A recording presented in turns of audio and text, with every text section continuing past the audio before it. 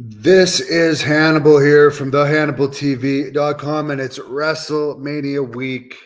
So for WrestleMania week, I am going to do watch-alongs of the Raw Go Home show tonight, which I just did. I put the link in the description for anyone that wants to go back and rewatch the whole thing with me. The SmackDown Friday at 8. I am going to do both WrestleManias this weekend and the NXT, as well as the traditionally best Raw of the year Monday. First Raw after WrestleMania. And then I'm throwing in the towel. But let me get into this Raw review. This was better than the last Raw I watched, which was the Raw from here in Ottawa back around February 20th. I only gave that about a 2.5 out of 10. It was really lame and disappointing. It was the night. It was the post-elimination chamber Raw. This was better. I did give it a 6.5 out of 10. But let me recap the segments for you. Started with Miz TV. Miz, of course, is married to the woman that Renee Dupree used to fuck. He did a segment with Becky Lynch, Lita, and Trish Stratus. Trish is looking great. She was by far the best looking of any woman in this segment. Damage control interfered. Nothing much happened. Then there was a match between Becky Lynch, or I guess so there was a tag team championship match.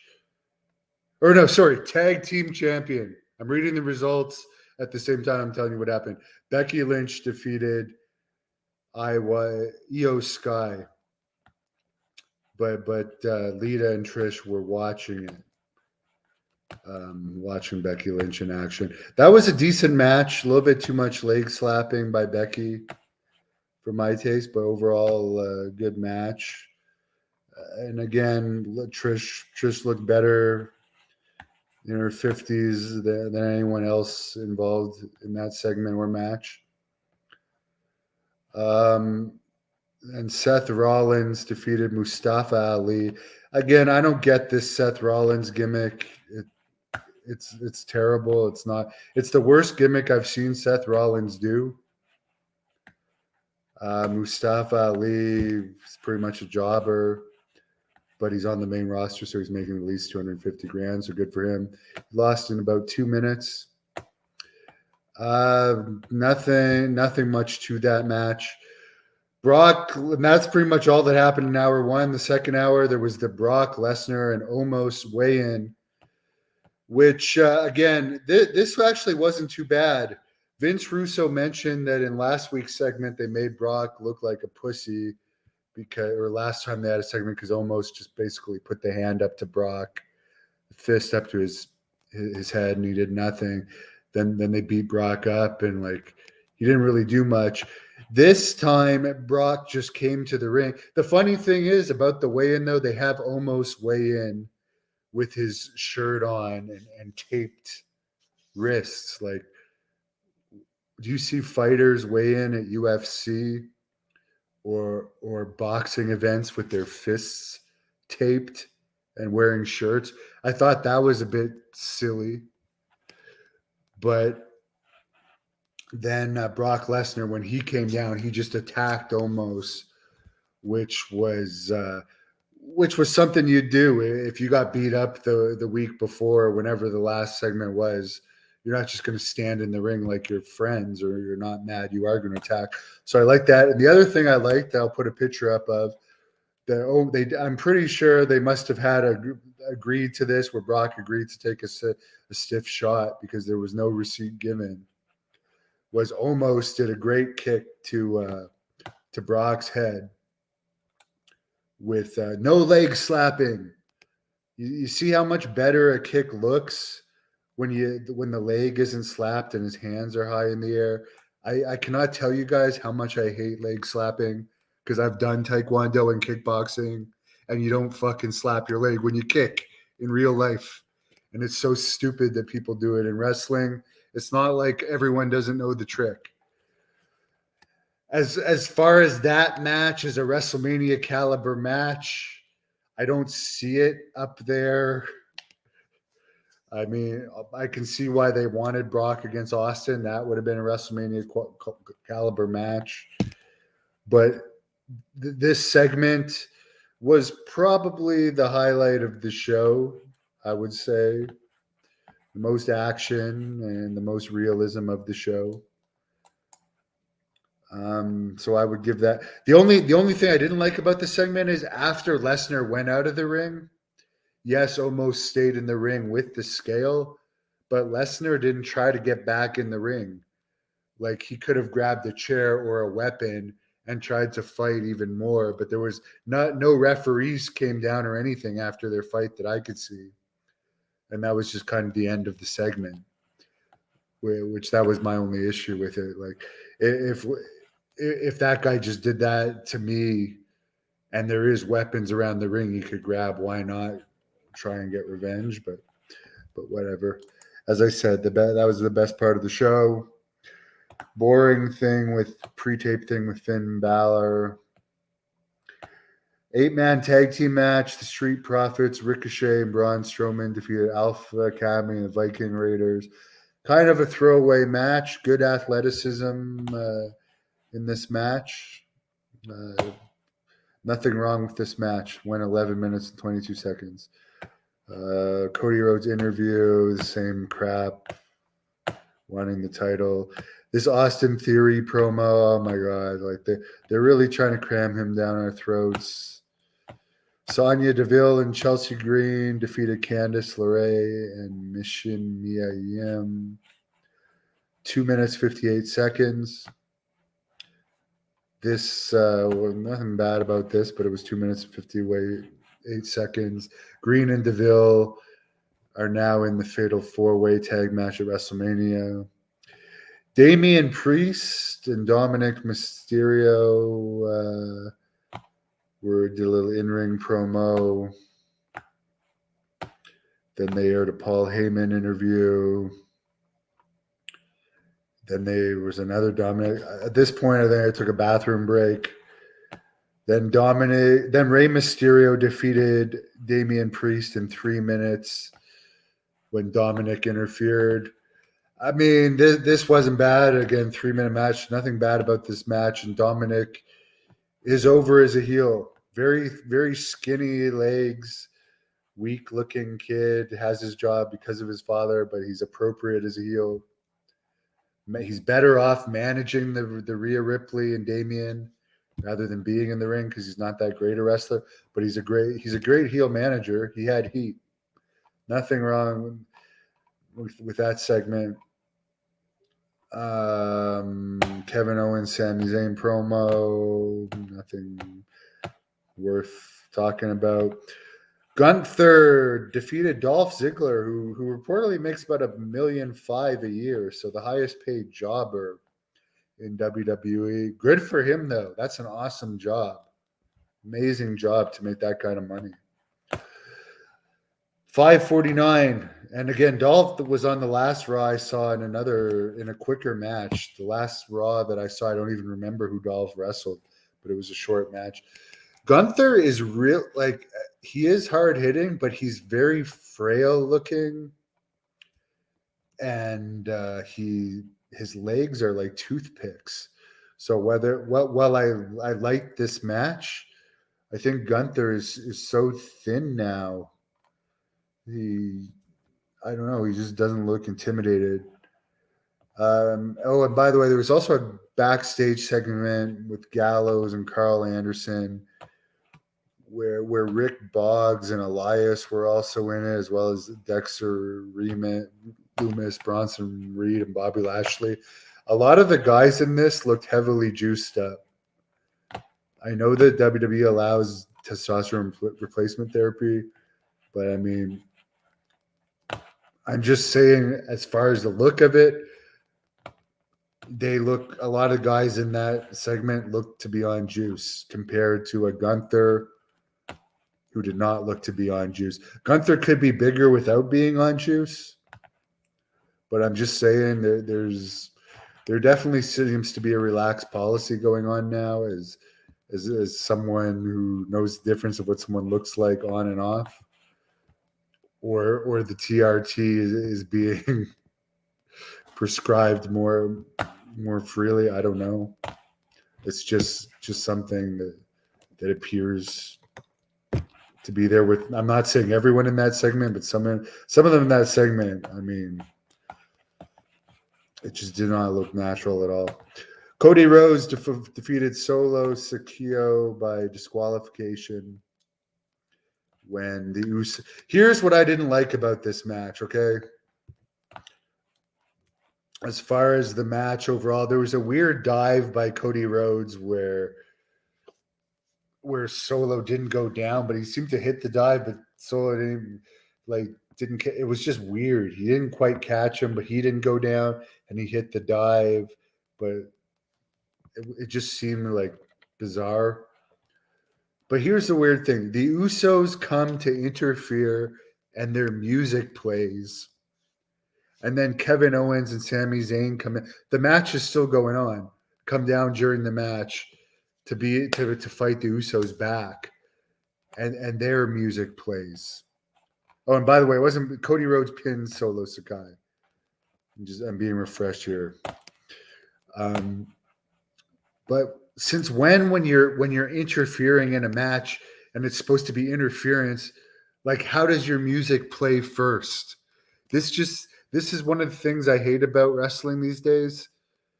Like, it takes my suspension of disbelief out if someone interferes and their music plays before they even come out, because it's clearly just a scripted thing. Because if you're really going to interfere, like if a match is going on right now featuring the guy that's the number one contender to the world title, how is music playing? How is music playing in the middle of a match of people interfering in a match? Triple H, your great booker. For people that think he's a great booker, great. But like in a UFC fight, someone's music's just gonna play. There can be a UFC fight going on, and Conor McGregor's just gonna come down, and in the middle of the fight, Conor's music's gonna play. It doesn't make any sense. But as I said, there was way too much like talking in this, but not as much as the last Raw I saw, and the action was better, and the star power was a bit better. So I did give it being like a 6.5 out of 10 for a modern rating. I did enjoy the AEW Dynamite from Winnipeg better. It had more action. The crowd was hotter. This was a fairly hot crowd, though, from Phoenix, where I hope to live one day. Do I think Trish will turn heel? There's rumors of that. By the way, thanks for. I think there was a good amount of people staying tuned for that. 500 on YouTube, and let's see how many on Facebook. I'm also testing these watch-alongs. I did this one audio only. I might one day do them video with guests, but this is a test this week. I mean, by the way, the first hour and a half went by slower than the second hour and a half for whatever reason. The second hour and a half, once I got into the home stretch, it seemed to go by a bit faster. Let's take a look here. Okay, sorry. 1.9K on Facebook and 500 on YouTube, and it also aired on the Great North Wrestling Twitch channel and the Hannibal TV on Twitter, where I would have added to it too. So let's say about 2,500 people did the watch along. That's not bad for the platforms.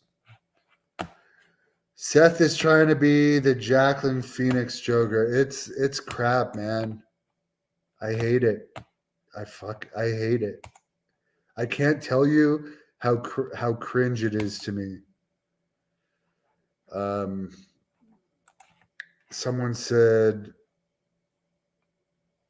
That's the most unwanted match at Mania. I don't know which one. There's a lot of unwanted ones. I think the consensus is, I know it's cool to have two nights, and they definitely make more profit having two nights. But I think the watered down WrestleMania is going to hurt it as time goes on. It's like WCW. When WCW started to get bad, it still did good ratings for a while. But WrestleMania, you water it down. Eventually, it's going to be watered down too much. And there's hardly any like marquee matches that people really want to see. I don't see people going nuts over Austin Theory against John Cena. The main match I see people wanting to see is Rhodes against Reigns.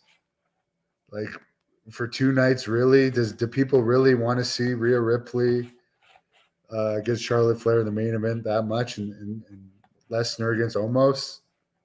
I mean, I don't know, man. Tom says overall a good episode of Raw. What about agrees with me? Rye Black gives me hearts. Thank you. Pulsar like Billy Graham update. Let's go to his Facebook page.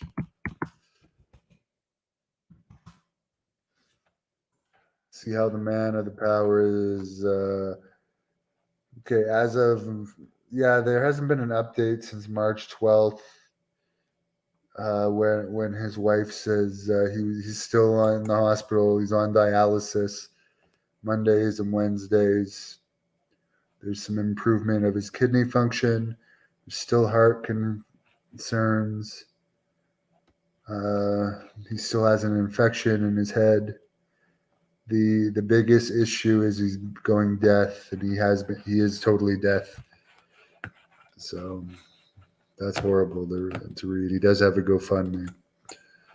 And by the way, they don't talk about this, but he's also diabetic and he has skin cancer, among other problems.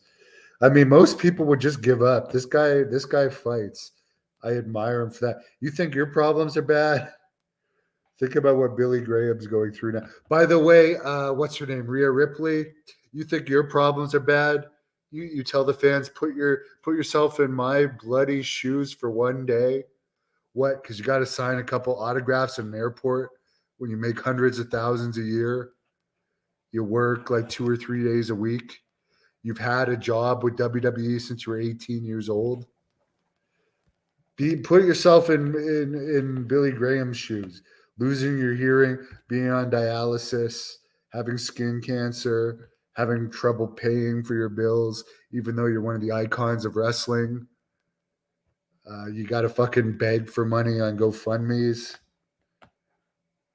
It's sad. I'm sorry. Well, as I said,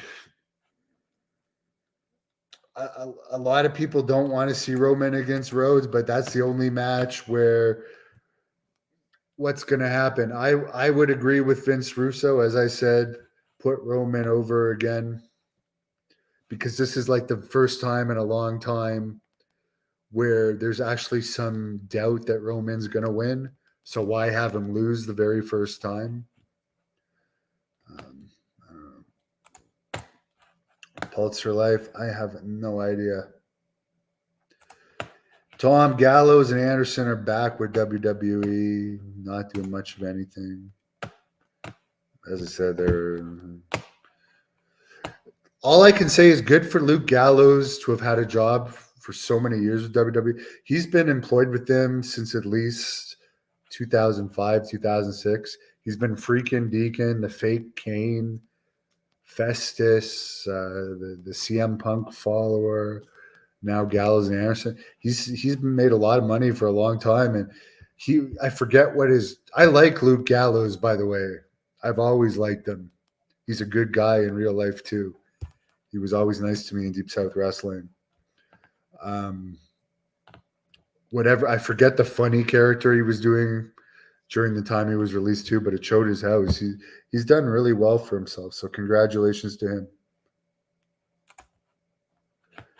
Someone says this is why I wish managers were still around. Well, guys like Mysterio, Dominic Mysterio, should stick to managing and be a good manager like that. He's easy to buy into. He is a spoiled rich kid whose father is a celebrity. I looked it up while we're in there. This is, or maybe it's already down now. I put it up while we were in there. Pictures of Rey Mysterio's house, which is really impressive. Lafayette, Indiana, in the building. Right on.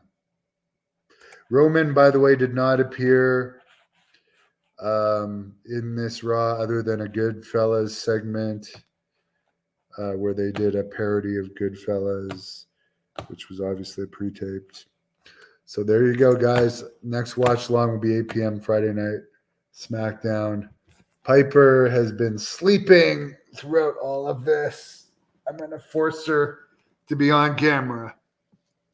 She was happy because she got pet the entire 3 hours of Raw. So she's a happy capper.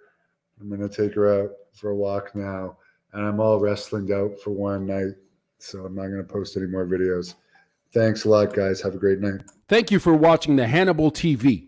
Please like this video if you enjoyed it and click the subscribe button to not miss any of